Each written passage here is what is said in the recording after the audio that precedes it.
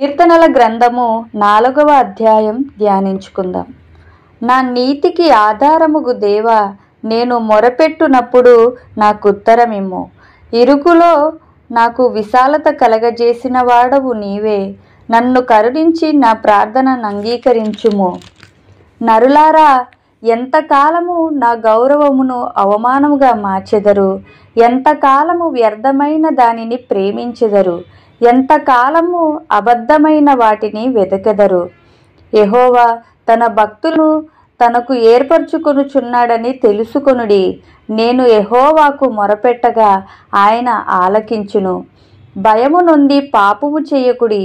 మీరు పడకల మీద నుండగా మీ హృదయములలో ధ్యానము చేసుకొని ఊరకుండుడి. నీతియుక్తమైన బలులు అర్పించుచు యెహోవాను నమ్ముకొనుడి. మాకు మేలు చూపు వాడెవడని పలుకువారు అనేకులు. యెహోవా, నీ సన్నిధి కాంతి మా మీద ప్రకాశింపచేయుము.